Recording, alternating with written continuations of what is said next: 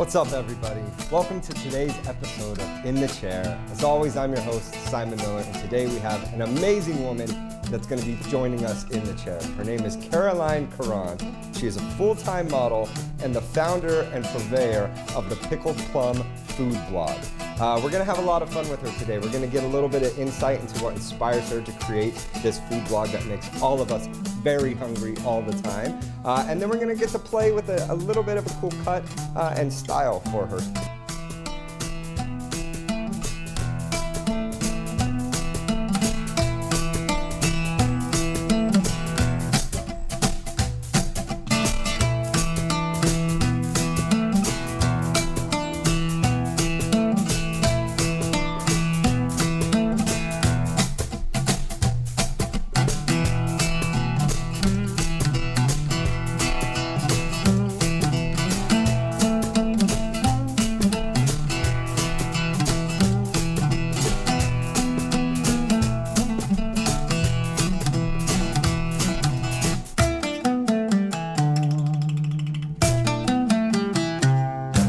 I'm very excited to get to know all about you and have everyone meet you.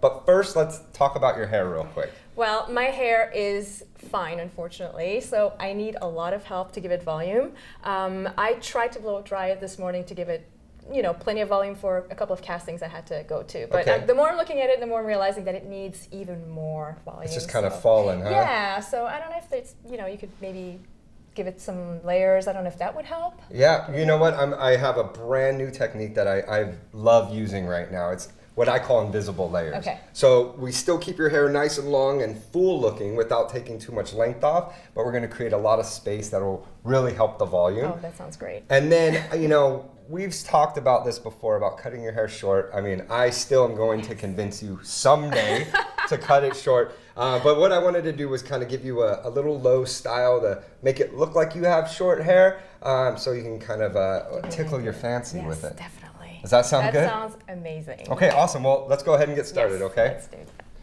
Did you know you can use pokey sticks to flavor your pie crust? That's right, you can turn a plain pie crust into a sweet, almost cookie-like vessel. Use flavors like matcha, strawberry, or dark chocolate to spice up your favorite pie recipe, and I promise you'll never look at a pie crust the same way again. All right, darling. So I'm going to throw this cape around you so I don't get you all hairy, okay? Let's do this. And I think you look very good in blue. Well, thank you.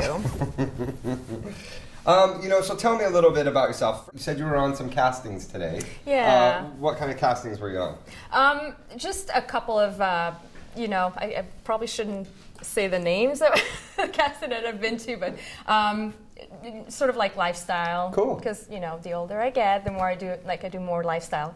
Oh, very cool. Modeling these days. But it's definitely busy. I've been doing this for 20 years now, so I'm a veteran. And still enjoying it? Yeah, sometimes. Yeah, most of the time?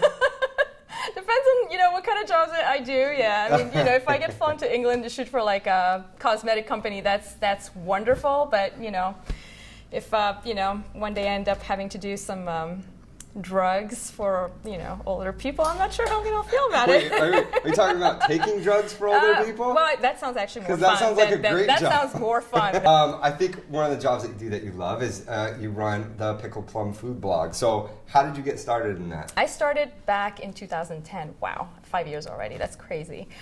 Just because I cooked a lot at home, and I finally decided that maybe I should keep track of all the recipes that I was creating. Cool. And so, I started a food blog as a way to keep all of my recipes in one place. Almost to remember what you're making, right? Yeah. And then finally, after I think 6 months or something like that, one of my recipes got picked up by Bon Appetit magazine, and that's very when cool.